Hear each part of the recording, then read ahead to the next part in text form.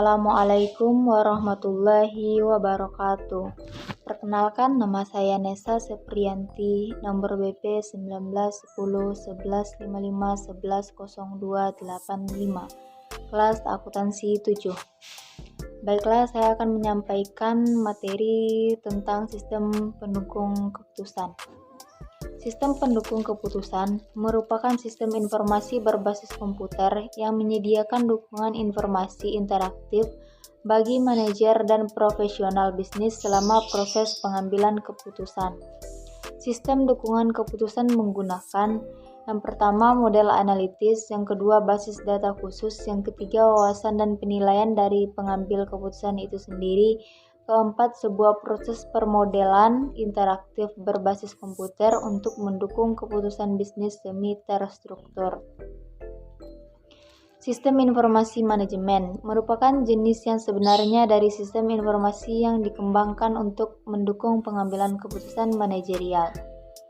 Pemrosesan analitis online memungkinkan manajer dan analis untuk secara interaktif memeriksa dan memanipulasi sejumlah data yang detail dan terkonsolidasi dari berbagai sudut pandang.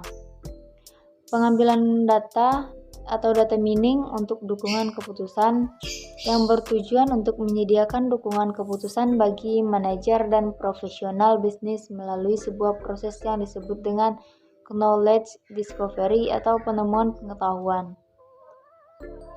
Sistem informasi eksekutif merupakan sistem informasi yang mengkombinasikan berbagai fitur sistem informasi manajemen dan sistem dukungan keputusan, yang bertujuan untuk menyediakan akses yang mudah dan cepat bagi eksekutif level atas berkaitan dengan informasi tentang sebuah faktor keberhasilan penting bagi perusahaan.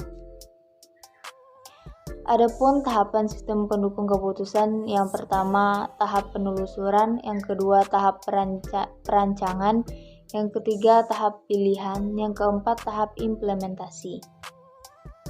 Jenis-jenis sistem pendukung keputusan, yang pertama keputusan terstruktur, yaitu keputusan yang dilakukan secara berulang-ulang dan bersifat rutin. Informasi yang dibutuhkan secara spesifik, terjadwal, sempit, interaktif, real-time, internal, dan detail. Prosedur yang dilakukan untuk pengambilan keputusan sangat jelas.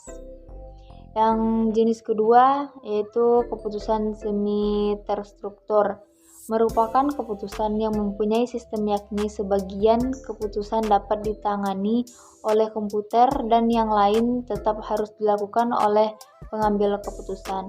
Informasi yang dibutuhkan volus, spesifik, interaktif, internal, real-time, dan terjadwal. Jenis ketiga yaitu keputusan tidak terstruktur, merupakan keputusan yang penanganannya rumit karena tidak terjadi berulang-ulang atau tidak selalu terjadi. Keputusan ini menuntut pengalaman dan berbagai sumber yang bersifat eksternal. Umumnya terjadi pada manajemen tingkat atas. Informasi yang dibutuhkan umum, luas, internal, dan eksternal. Fungsi sistem pendukung keputusan yaitu untuk meningkatkan kemampuan para pengambil keputusan dengan memberikan alternatif keputusan yang lebih banyak atau lebih baik, sehingga dapat membantu untuk merumuskan masalah dan keadaan yang dihadapi. Manfaat sistem pendukung keputusan, yang pertama, memperluas kemampuan pengambil keputusan dalam memproses data atau informasi bagi pemakainya. Yang kedua, membantu pengambil keputusan untuk memecahkan masalah, terutama berbagai masalah yang sangat kompleks dan tidak terstruktur. Yang ketiga, menghasilkan solusi dengan lebih cepat serta hasilnya dapat diandalkan. Yang keempat, menjadi stimulan bagi pengambil keputusan dalam memahami persoalan karena mampu menyajikan berbagai alternatif pemecahan. Sistem manajemen pengetahuan ada 3, yaitu yang pertama praktek, kedua kebijakan, yang ketiga solusi bisnis terbaik pada proyek. Teknologi kecerdasan artifisial dalam bisnis, yang pertama sistem pakar, yang kedua jaringan neural, yang ketiga logika fuzzy, yang keempat algoritma genetika, yang kelima virtual reality, yang keenam agen intelijen. Baiklah, sekian dari penyampaian materi tentang sistem pendukung keputusan dari saya. Saya akhiri dengan Assalamualaikum warahmatullahi wabarakatuh.